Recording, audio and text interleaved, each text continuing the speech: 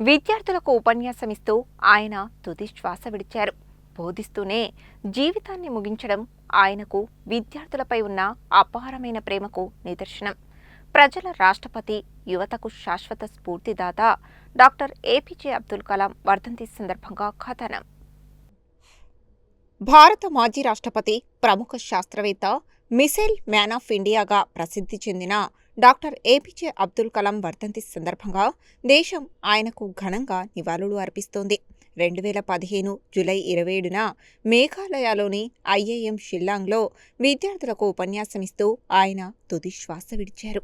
బోధిస్తూనే జీవితాన్ని ముగించడం ఆయనకు విద్యార్థులపై ఉన్న అపారమైన ప్రేమకు నిదర్శనం.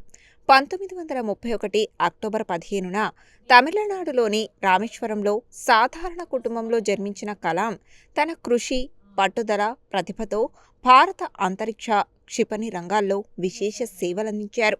అగ్ని, పృథ్వీ వంటి క్షిపణి ప్రాజెక్టుల విజయంతో దేశ రక్షణ సామర్థ్యాన్ని బలోపేతం చేశారు. 1998 పోఖ్రాన్ అణుపరీక్షల్లోనూ ఆయన కీలక పాత్ర పోషించారు.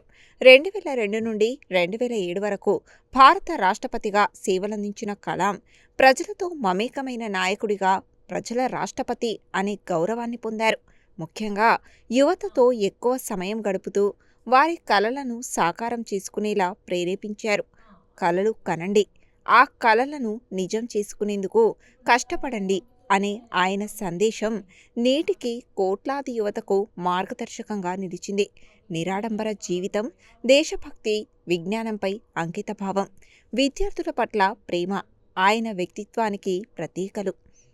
ఆయన రచించిన wings of fire, ignited minds, India 2020 వంటి పుస్తకాలు యువతలో స్ఫూర్తిని నింపుతున్నాయి.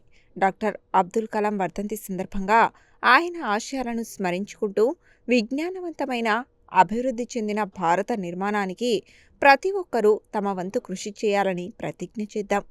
ఆయన చూపిన మార్గం, బోధించిన విలువలు, దేశాభివృద్ధి పట్ల ఆయన కలలు తరతరాలకు స్ఫూర్తిగా నిలిచిపోతాయి.